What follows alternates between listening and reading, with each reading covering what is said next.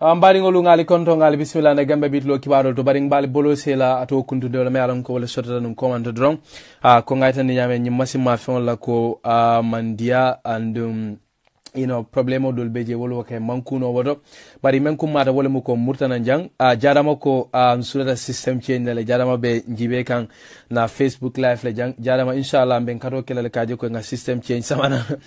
bari ngal konto ngal bismillah ka na gamba bitlo kibarol to kotake ko ngaytan dinu nyamen na drum embe men jibe kanu janning nying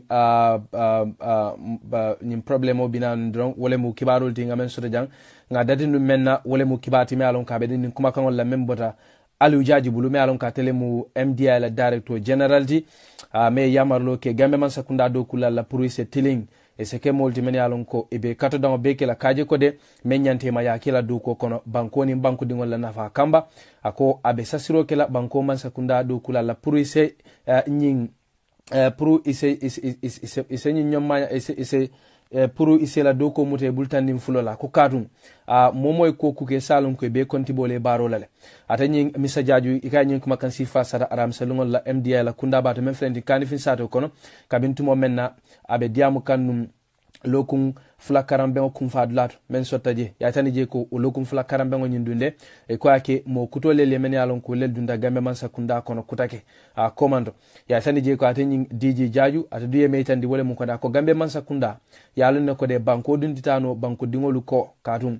eto lelbe do ko kela man sakunda eto lelbe do ko kela do ko bunda ko tongol to men se banko sambano wala atna man sakunda ba kardon beke kam ka banko dingolu semmentandi ke la longo warandi anila fahamro ako wala atna fam fo yenyin nyon tilifla karambe ko commando kade dun yaitani nyamena ko silan dunde dinobe melukam wala mun yin do kulalti men flendi man sakunda to lel nyanda kato kele kaji ko de ye do kola silokam yake ya keni nganiola banko ni banko dingol la nafa kamba e ko kafme ko madi o joba jata me alon ka telen permanent secretary minister of higher education minister bunda me maradin karam sembe mala gambe banko kam afana ndiamro nyon kuma kan sifalella kaytani je ko aka akumata le puru aman sakunda do kulale kulwa tambindi la do ko kono yela do ko kanu ya mute bultan nin fulola kada du ya tan nyamana ko kadum banko din titano banko dingol ko sakoman sakunda do kulal wa kambala momo be ko kele salon ko ba keke fangole e ba keke banko le yani banko dingol nyin nyon kuma kan sifa ko ngol ko lel sada to bengoto nim borodo nse jibe ke kibaro do fanana ngamen soto jam o kira kibati me alon ko abedendi gambia dingol lella e ko menu sonta kamuru kabo libya yela duma silo tuje e sonta murta gambia banko kam kibaru le aytani je ko wolu dolu wolel diamuta ka diamu kolyanin batala e mentaki nyin duma silon kan kata tubabudu e tolu jamal be sabatiru nu libiale e be mutare nu woleto e tolu dum yen nyon kuma kan sifalu sata ni lokun tambila la kostanda ngiso pa aytani nyam ya aytani je ko yow sata be ngoleto men sodata nu bakaw sato kono blatu kaf de mente ko friendship hostel ya aytani je ko nyimmol men alon kode e to lel dum ye fansei ye fan sey kasenam gambia man sakun gambia banko kam e to dum jamalu diamuta kay sandi je ko e ko batani kole ya membe dum gambia wala yatina fam foytolu ye banko bule nyun duma silota adabe mol kono menu diamuta wala mu alaji amadou kamara ate be sabatirin dipa kundale atu diye metandi wala mu kode akat afaba jikiringa tella ala family bebe jikiringa tella ay sandi je ko ako ate dumbe kuleta no akaba dum business ole ke kanu akanyin nakuta fengol bondi gambia ke samba senegal bara ay sandi je ko watu minna boda soro dum ta gambia ni senegal tema kala business ona talo ako kole ale atna num fanga te nyin duma silota kata du yaay sandi nyamena ay sandi je ko de ako anyin silan kan akate man fentakiye batani kole akola ay sandi je ko de ako wala atna birate aje ko de amantano abe bata men kono abe bata kono je akumata ko mbata murnan asina edun kuto memba na fala gambe banko kam alaji kande atini moko tangol men be diam to bengoto wol be wonyon kuma kan sifa kilingol lel sata etol be ay tani je ko hamole etol bondi gambia ya tani je ko idim membota gambia wole mu kana tuba bankol kanjang kana bayngola kana nyindirola isaje sila molu mako e men bakoma etol be ay tani je ko hamo wole bondi gambia ko ya tani nyamena bari tol be dun ko kole amen takije dunde ko me yilla wala o dalilo kamba iko etolute hani jawo fangom bula dunna nyin duma silatato ko ya tani nyamena ya tani je ko libya be nyame nyin temmenna iko membel men kala molu kanje ni afo doli men mantaje ise soso bari ya tani je ko kole abale beje o dalilo kamba e ko be sasiro kala fannin ko la police sabati e kana ta dularo passé di melon kate musuku tan koldi afanan duyo wonyon kuma kan sifa kilingol lel sata e tol be adu ya tani je ko kole ala beje ya tani je ko to lenyi nyon kuma kan sifa be sata be ngomendo e ko gambia man sakundale ba koma ya tani je ko be ngonyindum man sakundani man sakundala doku bundal men boko Gambia Immigration Department woni National Youth Council wolel ba be ngin koma ya tani je ko be ngin e ko ake project ko men kan men to ala wole mu Youth Empowerment Project akedo project Gambia man sakunda melondi pour ka funding kewlu sembentu yandi ke dundi kuto kaje ko ese fannafa ku membat na la fan ite dunna nyin duma sila tala ya tani je ko de e ko ato project ko e bo be ngin do e na tale kanyinu molu kala mutandi ko lu tembo Kenya la Gambia anin kana ke kalamata ndi silo le setamano menula men batinna nola ye fangona fa anin fana setamano silo menla kaje ko de mako rosoto kabo Gambia man sakundabul e ko kafme ko dembo kambi memu chairman National Youth Council ata diamata be nyinto fode gasama Gambia Immigration Department afana diamata je etol bedu yaitande je ko de Gambia dingol la ko e Gambia man sakunda sulale wala tana man sakunda man lafika dintu dlato dunia dawda wala tana biriya lonko e Gambia dingol be kole ala kono Libya ani banku ko tangolto ye katolin fero beke kaje ko de ye murundi Gambia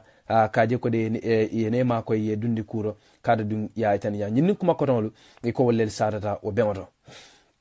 nimborodo se jibe ke kibaro do la ngamen soto jaw kera kibarti me alon ko wodumbe dending bengo do la men sotta Gambia banko kam akera benti me alon ko lonnalu men bota Mortani Senegal Guinea Bissau ni Gambia wollel kafta nyoma nyin tilfula bengo ke kakachake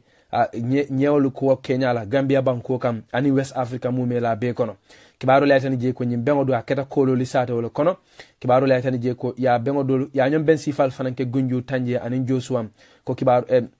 e ka keta kolo lisata wala kono ya tan je ko nyede malal men felentin gunju tanje anin josuam anin bana banolu nyewa filalu mo jamal men yalon ko e kama man nyedo ko karole pol be kaftate nyim bengo kibaro la tan je ko bengo nyinto dunde e ko ikafo meye ko Dr. Job Mika Samba me alon ka temu Mortani dingoleti bari atemu scientist men kama man nyawolu koto anin da fen kotangol kola atele diamu to bengoto ka dandalaro ke Gambia man sakundala police hakilotu banko nyawolu to anin fana banko nyemuto bundado etol duya tanyin Dr. Job e maytandi wole mu kode akoni kato ni man sakunda me hakilotu ako Gambia be fola chalo la ko wati be sila Gambia be chalo mo la tulore la asandi je ko de ako chalo mu nye kumari mbaleti ako nyele mealon ko ni mansa kunda ni mansa kunda ye hakilotu amuta nyato warafa ye hakilotu ala koto akase ke fendi mealon ko de abe nafulu basambala nan bankoe bara tani je ko de men fonga ata dew chalo la koto Gambia banko kam wole mu mansa kunda ye laisino lu menu di laisin jamal menu di nyemuta bundal la komando asandi je ko to nyalla dunde man sakunda e lansinol men di nyede mabunda la pour nyol muta Gambia banko ko beta ku kendelem kato abe Gambia man sakunda la soto bulo la fala le kato diya tan nyam bara tan je ko man sakunda fana nyantale ye hakilotu ko man sakunda nyantale ye ferol landi men ba tinna la fang fo nyemuta lalu nyin kulumbal men kan nyol muta ite siala Gambia la jolu kona ko kato ni siata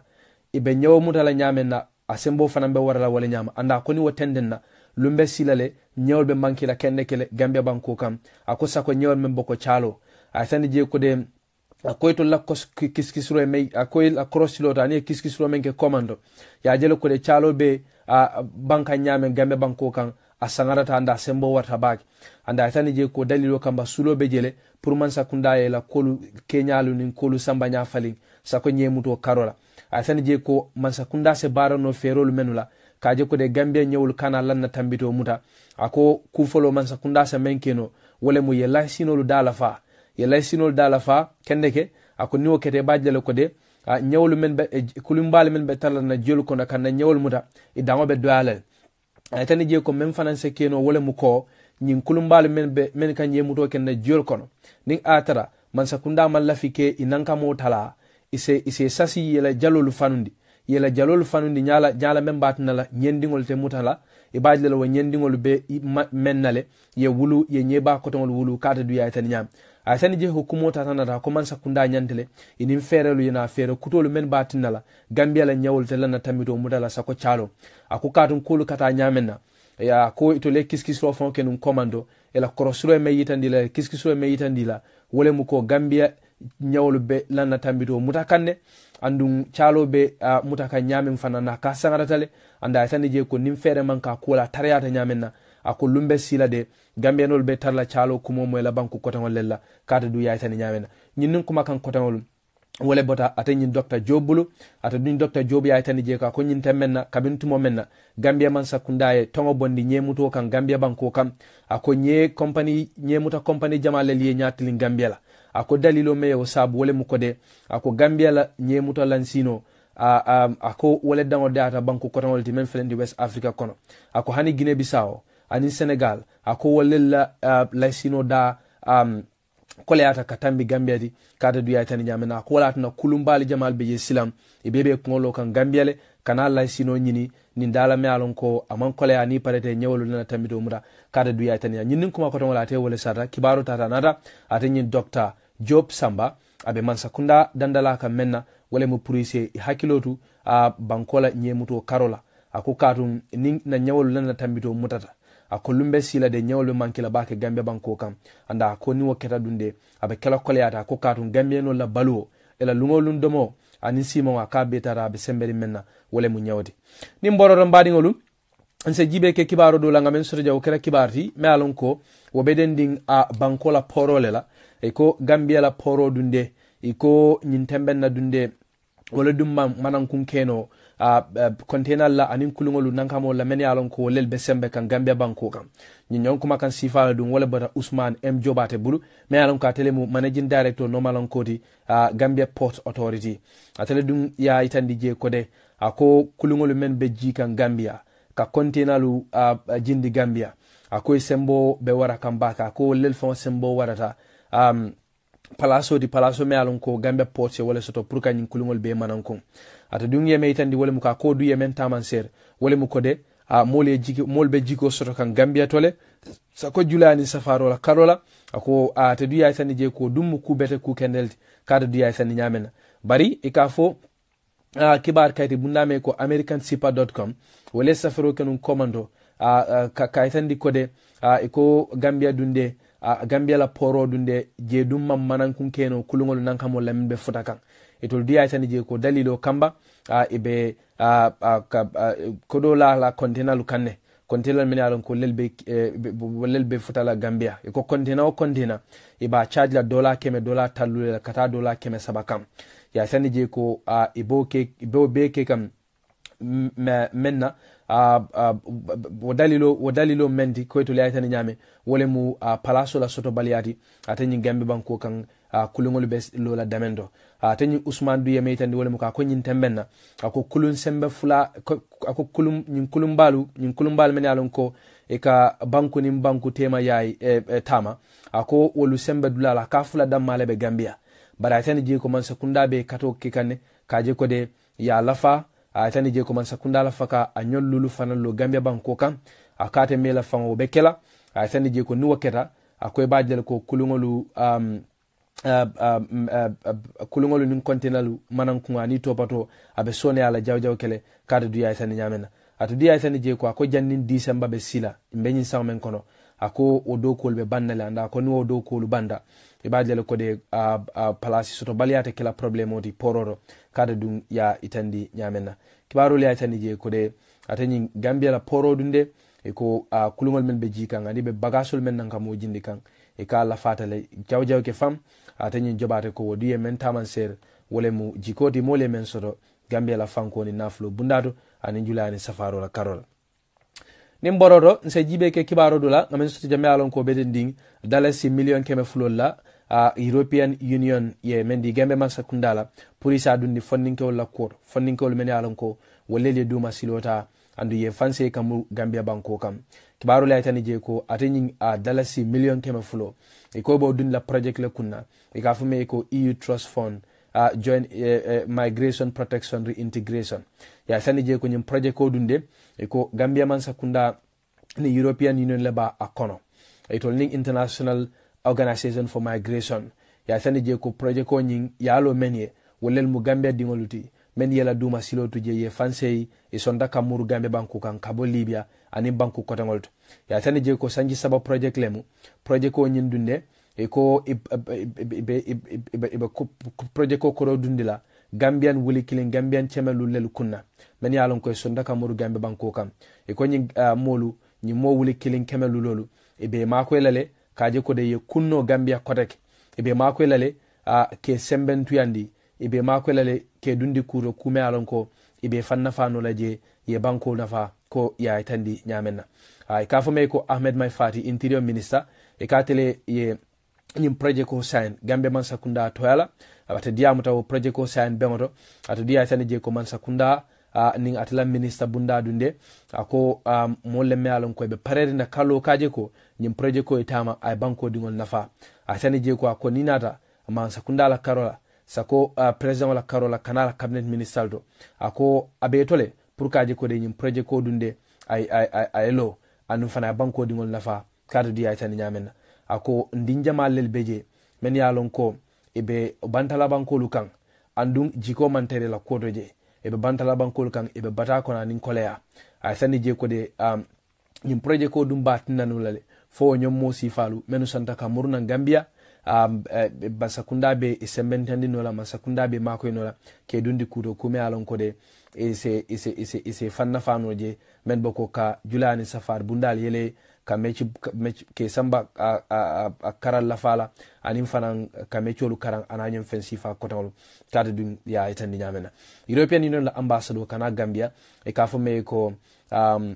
His Excellency Ambassador Lahos ata diamuta ka itandi je ka ko project ko nyanta dunna mollelu kunna hadama dingol kunna mol men yalon ko wolel yela silolu tuje ye fanse murtana Gambia banko kam ako nyuru nyanda kila molti men yalon ko ila hakko ni nyanto bebe dilela e nyanda kila molti men yalon ko e nyanta bunyala e nyanta hormala Gambia banko ka tani je ko nyim project ko ya wuli wolel kamba andi badun dita funding ke wolel fanan kunna kada du ya tanya nyinin kuma kotawlu ata ye wolle sata wo bewoto nimboro mbari ngolun se jibe ke kibaro dula ngamen soto jamme yalon ko be den ding attending Westfield protest la aketa fenti me alon ko modo lelu lafaka kenu Gambia banko kan aketa gerewti me alon ko fondinke odolu be wolelu fondinke odolu lafaka wala kenu yin dimas tambila Gambia banko kan na jumalun kibarol to ngal kalamtandi ko de ato gerewo nyin abaytale amannake bari ya tani je ko dimas lungola dunde lungo me alon ko gerewo nyin nyanta kala manke iko mansakunda ye tanko bunda molu ki Westfield ani banko karakatangol to kadula lukanda kaje ko yoke kaje ko de ise yilla kaje ko de ye pare ning atara ko wulita kume alon ko me yillama e saje sa dimba duben atare ata nyamena barandra ke fenti me alon ko de mo jamalelu man kontana ko nyina sakonna Facebook karola jamalel diamuta ka ko nyimbay ka tani je ko de kule me alon ko amul hakilo blandi menna wala mu president koto de jambe anala kulu Kenya but honorable Ahmed Mai Fati findita commando ka diamu ka tandi ka banke ke dalilol men yati na man sekunda tanko bunda molu ki Westfield ananyun bla kotangol to atani honorable Ahmed Mai Fati birabe diamu kam me yitandi wala mu ko koto league dalil koy le soto ko modo lelbe Gambia men yalon ko itol mantra ku bedoto andum iman ku beta ngania banko ya ni banko dingol ya kala muta ko de woludum pareta menna wala mu ka fitno wulindi ako dalil koy le atinna man sakunda dunde ye tanko bunda molu kije ako itolu me atne nyun kije ako inamanam fitno dafa ye sonko dafa ako itolu ye nyun ki wala kanje kaje ko de mo kana kaje ko de tanko bunda mul sitaraje ko nyon kusi fal tanka kada du yaita ni nyamena ata du yaita ni je ko de akoytol ning mol men be Westfield occupy Westfield koma men ketaw gerawo nyinde akoytol ni wol kacatale e da korta anda ko hani bi kacabe temale pour ye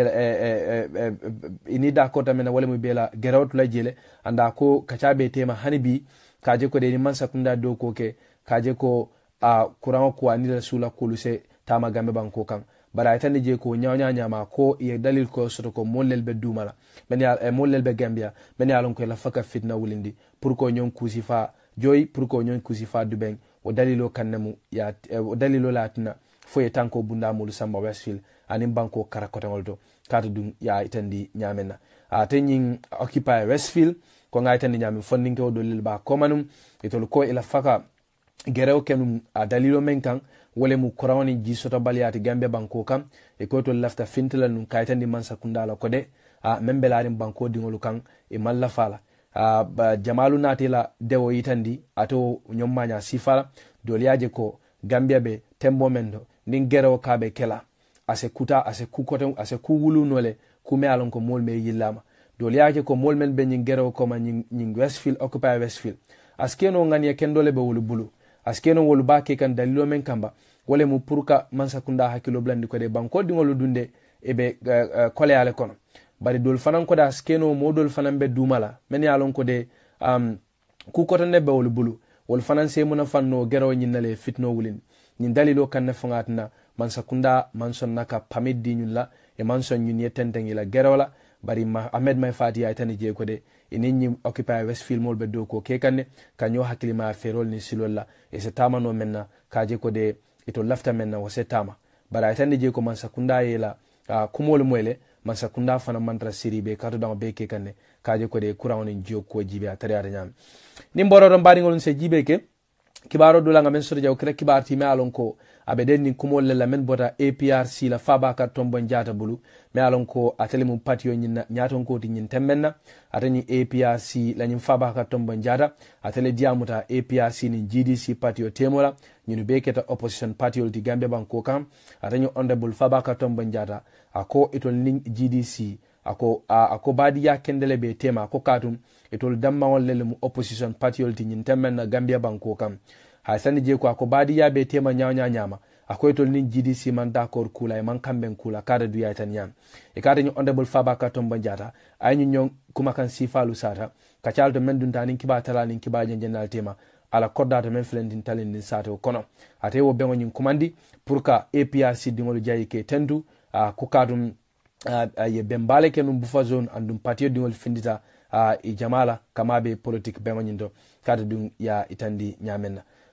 hani bi birabe diam kay ni GDC temola ako bawon tol damma ngol opposition party yolti nyin temmenna Gambe banko kam ngaje ko abe kumalele nkalinyo kala mutandi nkalinyo hakilimaya ko le men yalon ko lelbe Gambe banko kan nin sulo nin sula beje kada du ya tan nyamena a sani je ko ako to nyalla nkanyo hakilimala nkanyo kala mutandi na kolu kenyala bara ko sarati mandun tema follow hako agreement man dungi tol ni GDC tema folo bara ko nyama ikela kodol kenyo kane wala e kanyo kala mutandi ila kodol kenyalele kata dun ya itani nyamena arenyim faba ka tombo njata ko konnante ya mantre tol ni political party tema Gambe banko kam ako kadum membe tol bul wala mu ko de political party lu be ye hako sotole nyanto sotole pour ka tara Gambia banko kam kata dun ya itani nyamena itol ning ila nyaton ka koto temo wala même president koto jamedi adanyim faba ka tombo njata ko ako APRC ta fam wafatila president Jambe Bulu sani je ko te president Jambe bayle la patio kono ako kata mankuke me nyande tol bulala o kewala birabe diamu kan ila rally ko la men sota bufa zone sani je ko ako itol lo bengo ako imemuna fanna wek la kuran naje asani je ko to lo bengo akoya beke ni generator la ko ay tan ni nyamena asani je ko nawek man ko randi to lawo lunga e kaf me ko yankuba koli me alon ka telemi APRC la mobilize general di te fanan diamu to bengo nyinto te dun ko te diamuta kumalula menu fota ko Casamance ko lel siato bengo atani yankuba koli ko momo ko kuma hansi fafo akoy mari imang APRC tembole long ako lu juruta APRC le la kare du yaitan nyam ako tol ni APRC be daraja din Gambia banko kam ako fengo fem mabe de to lo bengoto ako be mu Gambia dingol leldi kare du yaitan nyam na ako fang wa janning APRC la bengo fango be sila bufa zone ako Gambia ni Senegal la boda Casamance la karola aka soronta no fotili fula pour kaje ko de ila edmolu kana dun nan Casamance ako atebe kumota na yanku wakoli be bayke kam kumal la men fota ko mo jamal men mabe to bengol to wol mu Casamance ko lelde ni mboro do mbadi ngolum nse jibe ke kibaro do langa men soto jabo kera kibati me alon ko abe dending accident wala ko men soto Gambia banko kan nying tenal lungo somandala banjul nin serakunda silo kam ya tani je ko accident nying e ko député fulalu wala bulata kono ya tani je ko député wala nyunude e ko tana manke wolula e ko député nani wala bulata kono e ko député wala nyunde e ko tana manke la bare ya tani je ko de dinnim fulalu men yalon ko lelbe dibitolu fe moto kono e ko wolum wolu fatale ko kibarolu ya itandi nyamena kibarolu ya itandi je ko de e ko kibarolu ya itandi je ko e kata nyin dibitolu dinde e ko e kata nyin kibarolu ya itandi je ko dibitolu nyunu men yalon ko wolel blata ni accident kono e ko adabe kono wole mu Busumbala constituency la dibitawo nyindi ya tandi je ko mole mealon ko abe laari loptando ka fay ko honorable Sekuba Jaju e katening honorable Baba Falen Baba Galle Diallo même mu sane men ren constituency député e ko ñu lel bulata ñing accident ñing kono we kafme ko Bamba Mas ata dun diamata ata dun ya tandi je ko ay accident ñing keso sotole Bamba Mas dabe molel kono men yalon ko be do ko ke kam bundata mem maralin Gambia ni bantalankol temole ka fa ko foreign service ata dun ya tandi je ko ay ko men keso soto wala mu ko de député lu ñuna ko tana manke wolula wol be laari loptano to kata dun ya itandi nyamena bari ya tani je ko modolu men yalon ko de wolu bulata ni accident kono e ko wol dolu baramanya e ko dandannu fata wol kono le ko ya itandi nyamena bari ko dibitolu nyunu tana manke wolula e kaf men fane ko malam bojam me yalon ko ate duye honorable Sekuba Jaju lonne ate dum fane safaro ke kay tandi ko de aka kato beke bara kama honorable Sekuba sotono bara tandi je ko de ako asa denken yanule ko accident ni sotale ni tenen lungo somandala ate duya tandi je ko ate ning honorable Fawman Diamuno bara kay kuma kesu kuma koyol sotole kuma bamandingo sotole ko ate ning honorable Belari Loptano to Edward Francis Small Teaching Hospital damantialon ko iba ajara kanje ko kibarulu yaitanya mo jamale le safaro ke Facebook to kela anikuya ni bala faytandi wo accident nyinna anin ka duwa ateni honorable oli anin mol men yalon ko lel bulata ato accident nyin kono for for ala se sasa nyum fu for ala sa e makoy ise membelari kan ase boy kan isaje setenden ila banku do kola bari nga feng soto ni nga kibar soto membe dending atani accident o kenyala mba afanundale na kibar nala nimbaro do mbadi ngolu an se jibe ke kibaro la ngamen bondi kiti bungoto katabake mbo folole ni menna wole mu kiti me alon ko sorta nun komando banjul sato kono kiti me alon ko NIA la nyaton ka kotolu ba kono ela kiti be ke kan high court banjul sato kono kibaro me alon ko fore anyi sepe wole safe odiye meitendi wole mu kode iko kibar talalu iko emanson wole liye mabe atewo kiti to me alon ko wole sorta nun high court banjul sato kono fore anyi sepe ko tanko bunda molu wole lu kunduta atanyin kiba talal kiba janal fe koyte dunna ato kiti bonyin kono kanyun la kiti mabe atanyin fore la kibaro e meitandi wole mu kode iko montro minute dantan jannin kiti nyim bedatila iko atanyin PIU official membe kantoro kikandunje iko mote dunna kiti bonyin kono iko e kiba talal ni moko tan lu kundunte koyte dunna atanyin tanko bunda molu ko fore ala kiba kayto meitandi iko wolu ko wato tambitale wato me alon ko molu nyanta dunna walla yesi o iko wato nyin tambitale andu ya tani je ko de itol tesson na moye ta kadum kiti bu ngoni kono ko ya tani nyamen ya tani je ko fang beri wakena iko modol men yalon ko wol manke kiba talal di bar walla faka kido nyi mabe iko jamal fan waye chocho fan do komandi ato kiti bu ngoni kono jele iko to laftale ka tan kitol mabe ko ya itandi nyamena atanyin fariala kiba tala na ta meitandi wole mu kode ko itol manki dio mabe nyama bari ko kibar ko soto ko kafme ko lamin langsanyam me alon ko NIA Dr. Rol Martinung e ko atla abel motabulle wo kiti lonla ko ya itandi nyamena nimboroto mbadiŋolun se jibe ke kibaro dulanga men soto jaw kere kibati me alon ko wo be dendin kitila men keta Basse High Court ko Basse High Court Justice Simeon Abila nyaton ka kodo wolele kitiote me alon ko Sana Kamara ba kono nun ye kitiote Sana Kamara la kitiote busaro la kanko sanjitang aba wole lala bunjawodo ya sani je ko atanyi Basse High Court nyi busaro la Sana kan kabintuma men ko ya boy bundal kan ya tumi men ko ay sunkutindina la nyoya men man fensi ya sani je ko dem ko wodun ye sanjitan ni fulale soto kibaru le tani je ko kidite la nyi brabe kitiote kam atu duye dunta kito nyi tari kole kono ko men be sarata anin kolu be lata nyamin kidite la nyi duya tani je ko ako bankola molu ye biri bankola molu ye tumiro mella nyi Sana Kamara kangoda wole muko October karo kono 2014 ko Basse sato kono ko sanjitang anin fula sunkutinningo kay wole lanyo ya asawoko ako bankola molu pour ko tumiro le senende sedelu lel kumandi e seda jara sabalula kiti bungo kono kadu duya tani nyamena ay tani je ko dem ako bankola sedewol la kuma kanolu ye nyomutale ay tani je ko bankola molu ako seda jamal kumandi men kontata kan fo sedelul anda kol bela kumole nyomutale kadu dun ya itandi nyamena ay tani je ko ako kumalu fangolu sako menu bota bankola sede folo ni fulan nyango bulu akol la kumolu suti ata nyola bake bara akol bebe sanjitan ni fulale bara tani je ko kumal sede lulu nyango fanam ako fana memfo kiti bungo kono ako ni sede folo ni sede fulan nyango la kiti kuma kanol man jamfa nyola kata du yaita ni nyamena asani je fanan ko bara ko memfo nata bankola banko molula tumiro lu fango kuliyandi men nata banko molu fango mako la tumiro senyandoro ako wole mu statement me alon ko Sana Kamara fango wole di police wala ako Sana Kamara ye koy police wala maleko ko nyin sodatale andang ay kumo ako Sana Kamara fango kumo dol fango fala statement o kono wol nim banko la sere wala kumol man jafanyola o dalilo kamba kare sontale ko banko la molu ye tumirol men deng Sana Kamara kango da ko ay sanjita nim fula sunkudingol la nya sawoko ako o yow tumirol senyandile anda ko dalilo kan ay Sana boy bundal kan ya tumi menna o dalilo kan ata busaro la kanko sanjitang anim fula ibe sanjitang abe wala lala bunjawodo atenyin mile 2 kibarolu ya sanni je ko de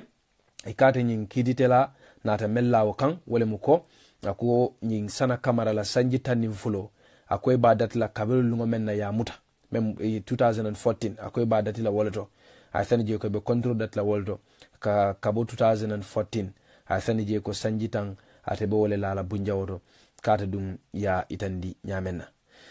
mbari ngolu nimbororo silam anse kumfar ken Gambia bitlo kibaro la jam ngana kataba jibe ke kibaro la men yalon ko ngawlel bondi na silakan kashar akira kibaril timen yalon ko wollel be denni ko la Gambia dingol be men kachakam internet to ko men yalon ko lebe denni Gambia ko la fa political mbang anin banko la fanna kotangol mba follow le menna wole mo atewo zonals final ti yalon ko wole sodata Gambia banko kam keta balabo nyoto fe kardam fu nyo siati yalon ko sotan commando ya tani je ko mol men yalon ko lel satol men pleta final auto wolel mo nyomin koluti ani sukutan kolo e ka foy ko bem memu bara eso mayambati e ko ni sukuta wolel ye beng baye bato men felenti bakaw sato kono Independence Stadium modo ya tani je ko biri pleta sukuta nata gagné e ko sukuta les zonals ni gagné bari manjuto hadama dingon nan kamola men yalon ko wolel mabeta ato stadium o nyinto kadi ko stadium o nyim fatala tep bari atani kada dam fo kola mo jamalel diamuta kela kontano ni sewetandi atani zonals kenyala sakofang Gambia dingol findita nyamen na kada dam fo nyim fasa e kafme ko Omar Touré ata frenti Gambia banko kam ata duya tani je ko bawo nationals football dum kule mealon ko abe yirwa kan ne molia kanule andu molka fintila ka jibe ako watu sitela pour man sakunda jibe be ni zonal sembentan no la nyamena kaje ko de ay tenteng kaje ko de ay ke fendi mealon ko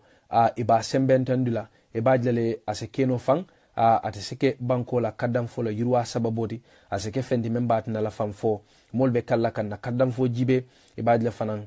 Gambia fanan be kaddam fula kendo sotle semen wafino duniyam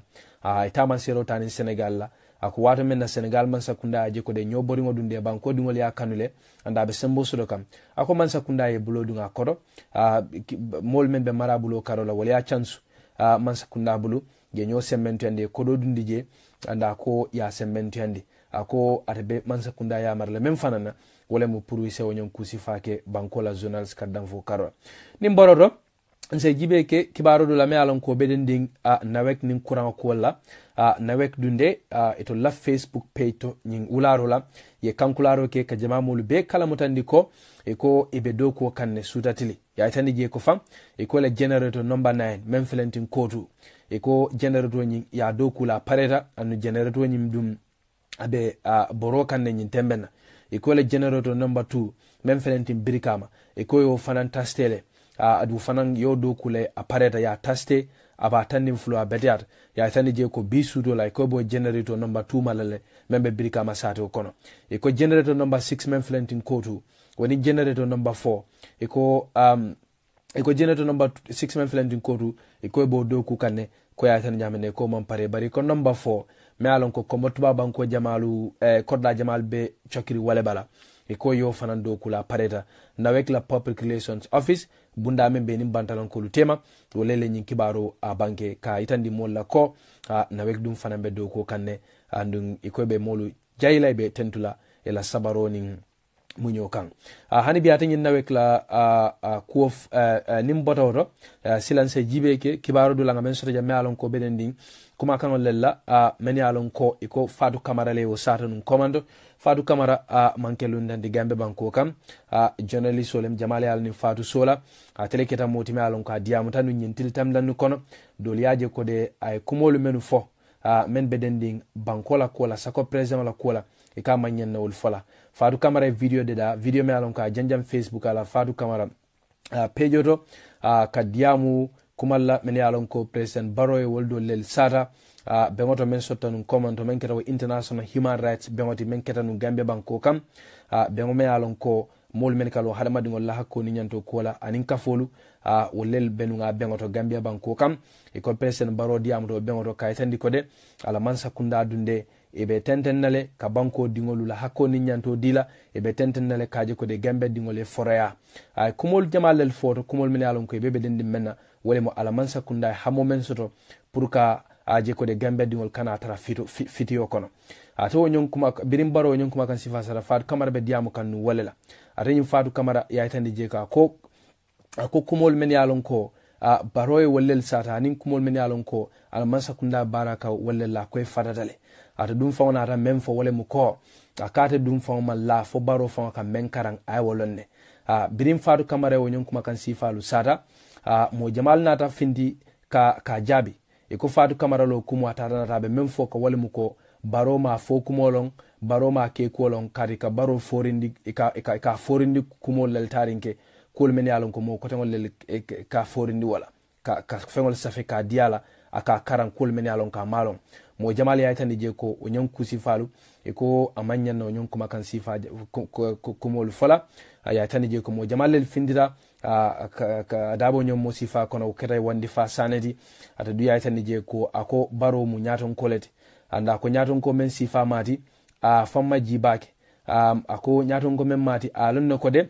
ani mollel be do ko nyin kono ani mollel be do ko kono mollel ya muru ani men be banku do ko kono o dalilo kamba ada mata kenola walatna ani mol be do ko kekan atani je ko de ako barola songo pro ani mol ye do ko ke barola famma jio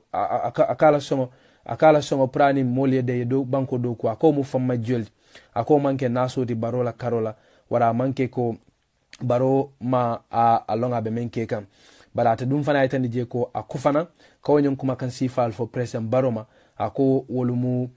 horomanta yaledi ako katun atarana da barom alfalti katun banko nyatan kolem kada du yaitan ni nyamenna nyinnin kuma ko tonga te wole sata ata du yala kontan bala yitandi ala kamfa fana yitandi wonyon kuma kan sifalla wonyon kuma kan sifa kilin wolel fana bota sirifo sise do fana bulu ata du yaitan je ko ako molu nyantale ala tentu baroma e nyantale ya bunya ya horma barka kumo dolu fama men boko kumal men bada fat kamara bulu ara kol dol mun nendi roldi kada du yaitan yam pamane fane wonyon kuma kan sifalle sara pamane ata be senegal afana yaitan je ko ako nyon kuma kan sifalu manyan na fola mo jamal diamata je kaytan je ko de ata fat kamara manyan na ka wonyon kuma kan sifalu fo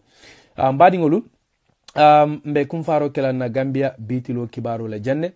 ngal jayi ngal tentu alla la moy kunyi makan alnal badi malum mfalli fadera ngal jayi ngal tentu atulu mo keme woro wala nim fewon men ben jibe kan na Gambia bitilo kibaro de jam